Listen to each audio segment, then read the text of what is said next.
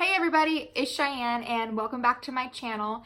Today I wanted to do a video on teeth numbering and some charting. I've been getting lots of comments and questions just on my Instagram asking if I can help with this.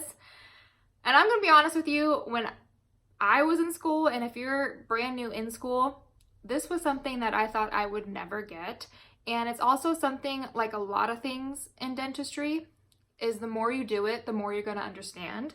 But I'm going to try to go through with you just the normal teeth numbering and then surfaces of the tooth, and then also if you're charting what certain fillings may look like. Again, this is all going to make way more sense to you when you're actually in an office and you're watching the dentist place fillings and you're having to chart on the computer. Because honestly, a lot of computer programs like EagleSoft, or what my office uses is Axiom, it's very simple for you to quite understand once you figure out what everything is, but it will show all the teeth, you know, that you're able to rotate them. There'll be a 3D image. You can place the fillings and you'll start understanding more of what the surfaces are and what surfaces need to be there to complete a filling. And also caries and fillings are completely different, which can kind of get confusing.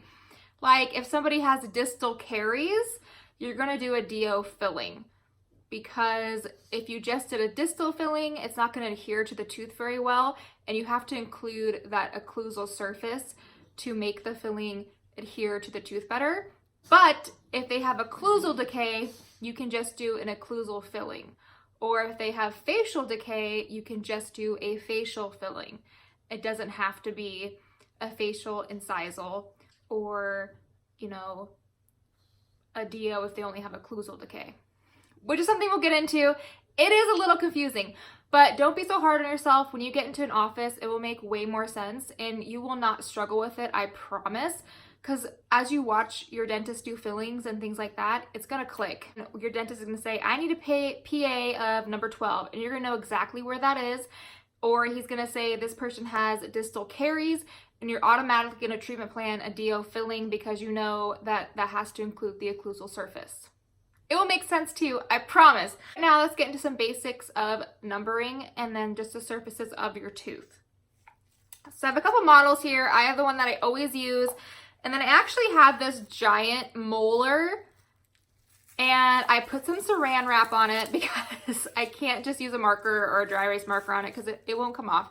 So I'm gonna put this saran wrap on it, and I'm gonna show you certain fillings. But first, let's just look at your model. Okay, so every adult is going to have 32 teeth, unless they had their wisdom teeth extracted, or some adults don't get their wisdom teeth, but most adults have 32 teeth, okay? And then children have 20 baby teeth. You always want to start on the upper right. The upper right is where number 1 starts, okay? It's gonna be a little backwards in the camera for you guys, but so this is the upper right? So number 1, and then you go from 1 to 16, all right? So upper right is number 1, wisdom tooth. Upper left is number 16, wisdom tooth, and then you drop down. So lower left is number 17, right? And that's your wisdom tooth. And then you go to your lower right, and lower right is number 32. And that's your lower right wisdom tooth. So once again, upper right, number 1, 1 through 16.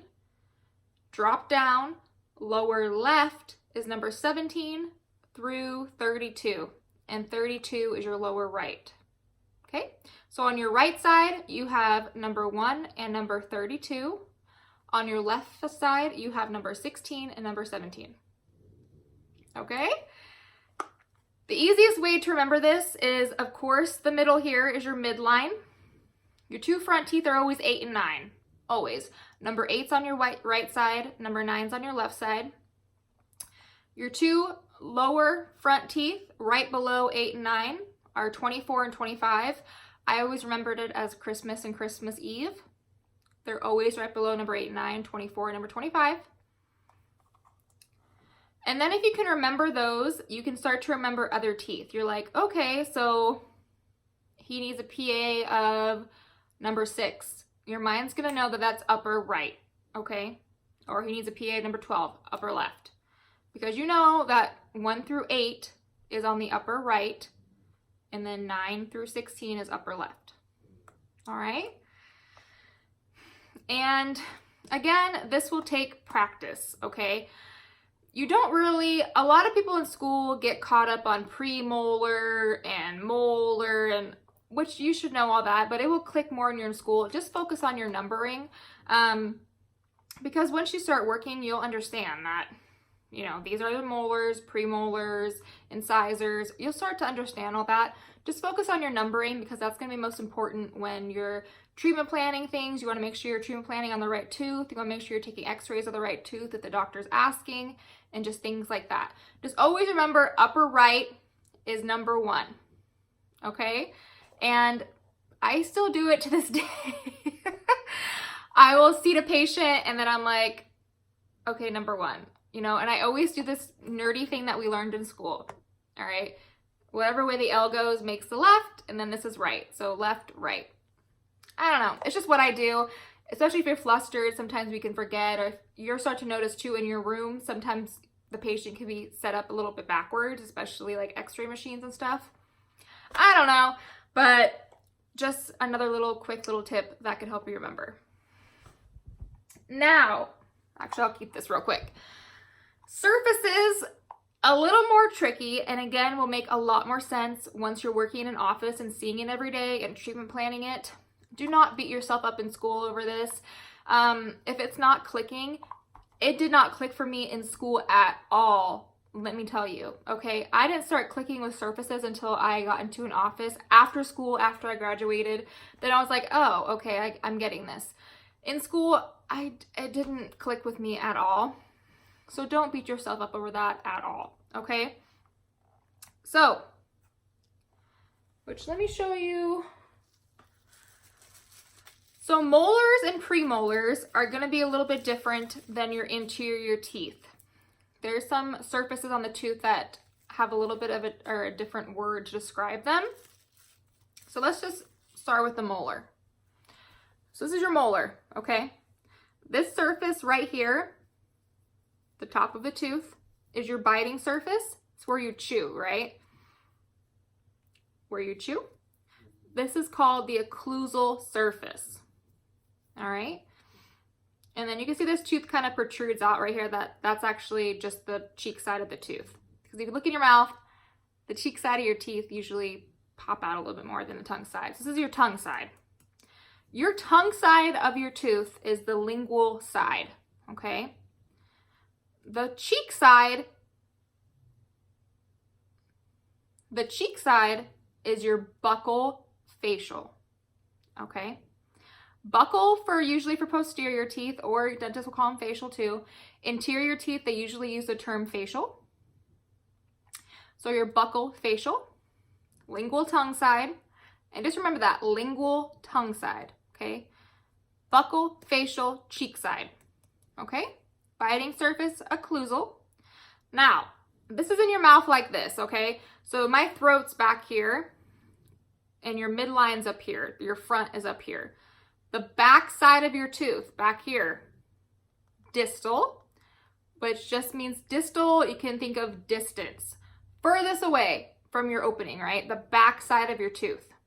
Up here is mesial, and that's more towards your midline.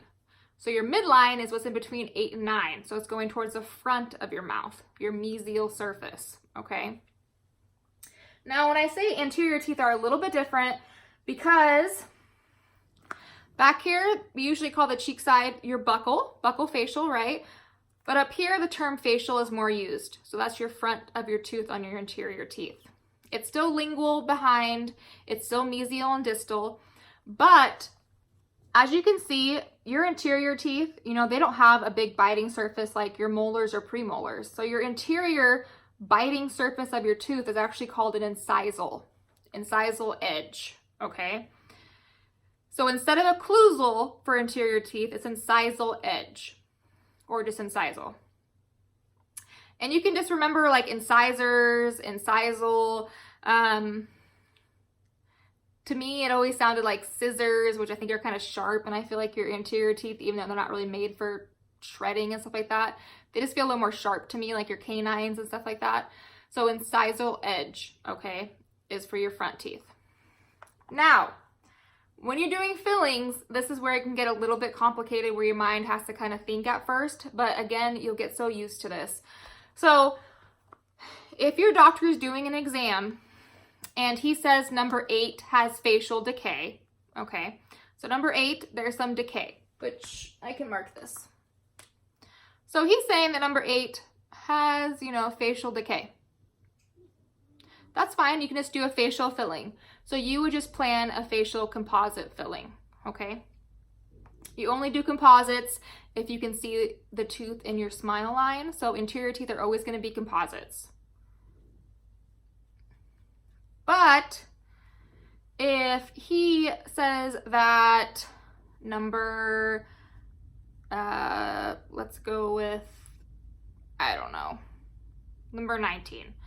Number 19 has distal decay, okay? So he's saying that this back side of the tooth, where I marked with the black marker, has decay. He cannot just drill that back side of that tooth, okay? It's gonna be difficult because there's a tooth behind it. So there is some cases where if this person's missing this back tooth, he might be able just to, you know, put a filling in the distal portion. But if they're not, which most people aren't, you automatically just want to treatment plan a DO, because he can't get to this back side of this tooth because it's wedged up against the tooth behind it, right? So he's gonna have to do a DO. So he's gonna have to do a filling that looks kind of like that. It's gonna have to go into the occlusal surface. So that's a DO. Hope this comes off and I'm not ruining this model.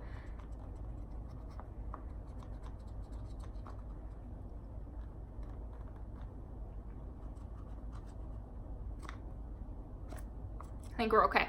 I'll have to wash it later. All right. And then if someone has lingual caries, usually can just do a filling on the lingual surface. That's okay. If they do mesial caries, same thing. If there's a tooth directly in front of it, you're going to have to do an MO because it's going to be hard to reach without, you know, removing some of the occlusal surface as well. Now, front teeth, if there's incisal decay, that's this part right here, right? It's that part. It's the biting surface of the tooth. You can just do a filling there, that's fine. Most important is just realizing that if you do a distal or mesial, it's going to be, you know, an MO or a DO if there's adjacent teeth. Always just treatment plan MO or DO if there's mesial or distal decay. Now, if he says there's just occlusal decay, that's fine. He'll just drill in the middle of the tooth and he'll place his filling. He'll just place something like that, and that's fine. And then, of course, facial fillings on your back teeth are the same thing. He'll just drill on the side where the facial filling is. And your doctor will tell you which material will work best. There's different composite materials. There's composite, which the tooth needs to be pretty dry for that to adhere well. And then there's other things like Fuji, which is a type of composite as well, that's made for more of a wetter environment. So he'll usually use that, you know, on buccal surfaces or places that are gonna get wet easier because it sticks better. And then Fuji's also used on children and stuff like that because it contains fluoride. So fluoride gets released through the filling, which is great, you know, for people that have caries and just to make the tooth overall stronger. So yeah, I hope that made sense for you guys. I hope that helps some. It's hard to explain, but believe me when I say that once you get practicing, you'll get it just like that. And don't beat yourself up over this in school. It's perfectly okay. It takes time. It takes me time all the times. It takes me time all the time. Oh my gosh. I really can't talk today. But anyways, I hope you guys enjoyed this video and I'll see you in the next one. Bye guys.